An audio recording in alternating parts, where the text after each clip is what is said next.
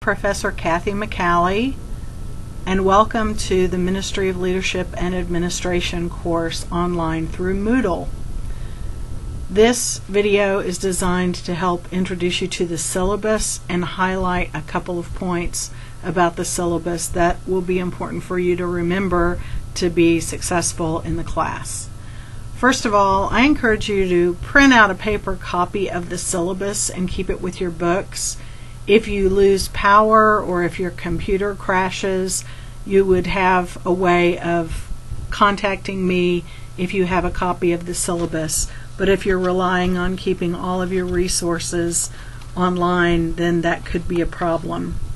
So it's a good idea to think of the syllabus as a required part of your resources for the course. You'll see that I have a link in the syllabus to the Phillips handbook, and all of the guidelines and requirements for the seminary courses apply, and I will make modifications to the syllabus as needed to adjust the schedule, but the outline of the readings and the material that we're going to cover is listed week by week at the end of the syllabus. Your textbooks are listed as well. We have 4 books. They are actually listed in the order that we're going to read them. It just happens that we're going to read them in alphabetical order by the author's last names, because that's the way the material best can be presented, not because the author's names come in that order. But start out by reading the book by Juana Bordas, Salsa, Soul, and Spirit. I'll be opening each Moodle folder week by week as we approach each session, so you won't be able to see all 13 sessions yet in Moodle, but each will become visible close to the time that we start that work. However, if you want to work ahead, if you're concerned about working ahead, reading ahead is a good idea, and remember that we are going to read the books in that order. On the link to course announcements, I also have a note written out giving the list, the ordered list of the readings. Each week there will be either audio or video, or some weeks there'll be an option of audio or video material that I'll be presenting and highlighting. So each week you'll have files to listen to as well as to read. I'm trying something different with this course, and I'll be interested to see how you experience it and what your feedback is. One of my colleagues who teaches at another seminary encouraged me to try offering weekly quizzes. I was resistant to that at first because I thought, this is graduate school, quizzes over the reading probably aren't the best way to present the material.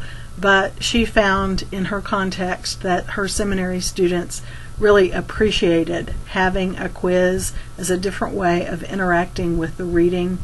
So I'm trying that this course, and as I said, I'll be interested to see how you experience that.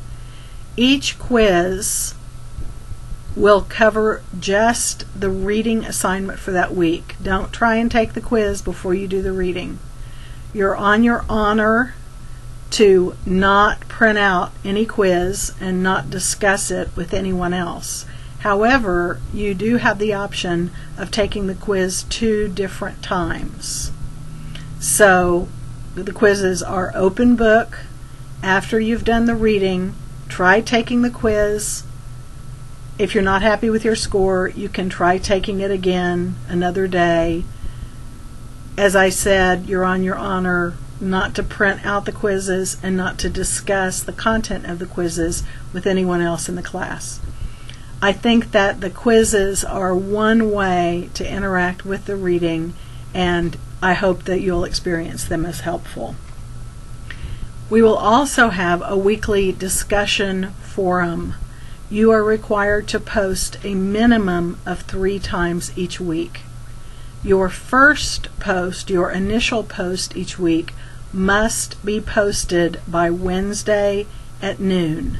You will not get credit for the points of that discussion if you do not post by Wednesday at noon. The reason for this is so that your classmates have time to read and respond and be in discussion with you. If you wait and post on Saturday of the week, then students who are busy over the weekend may not have time to read your posts, and we can only have a lively discussion if people come in and out of the discussion board several times a week. So your first post is due by Wednesday at noon. Then you must respond to classmates at least twice, a minimum of twice, and those posts are due by Saturday at noon each week. So remember, we've got these due dates, these deadlines, and it's noon on Wednesday, noon on Saturday. Your initial post in the discussion forum must be a minimum of 150 words, and I'm looking for a well-crafted paragraph with a focal point, a thesis for the paragraph, and some supporting evidence or argument to support the claim you're trying to make in the paragraph. Be sure and complete all the reading before you start your discussion posts. So you've got a discussion forum each week, and you've got a quiz each week for 13 weeks. Now the good news is that I'm only going to count the top 10 grades for your discussion forum and for your quizzes. That means that there are 3 weeks for each of you when you don't have to do the discussion or the quiz. It would be wise to save those for the end in case there's some kind of an emergency. If you have an emergency at your church, at your work, with your family, with your computer, that will be a week when you will not be able to participate, and I understand that. But it's up to you to make sure that you complete 10 quizzes and 10 different discussion forums. And so don't just think that you can get by with only with waiting to have your free passes. Try and save those for the end. And wouldn't it be a great surprise if at the end of the term you had a couple of weeks when you didn't have to do as much work because you had already earned all the points for that.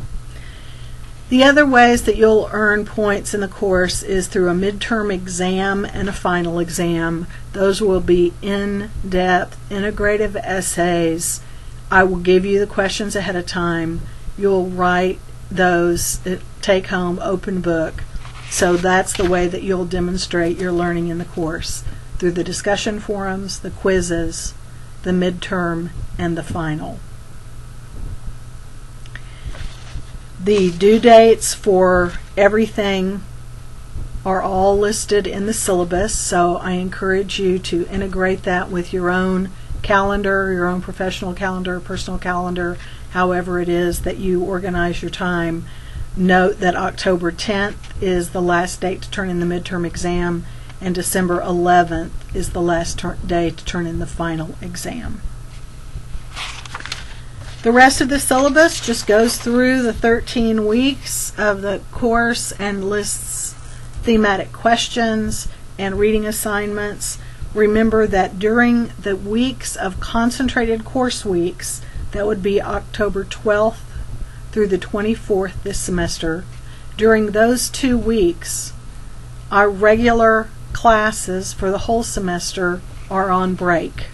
So this online course will not be in session from October 12th through October 24th, and we also have a Thanksgiving break November 23rd through 28th.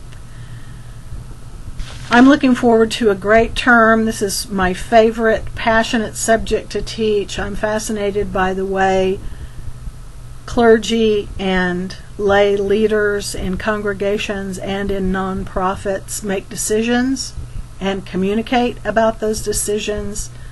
It's a fascinating way of seeing how our faith is implemented in real life situations, and hopefully we'll have some outstanding conversations. One option that I look forward to exploring with you is organizing synchronous face-to-face Google Hangouts throughout the term. Those are going to be optional, they're not required, but it can be a great way to enhance the discussion. So you'll hear more about that later. Don't hesitate to contact me at any time when you have questions. Know that I check my email almost every day, but not necessarily every day. So please be patient and expect me to respond to you by the next day. If not, don't hesitate to call. I look forward to seeing you in class.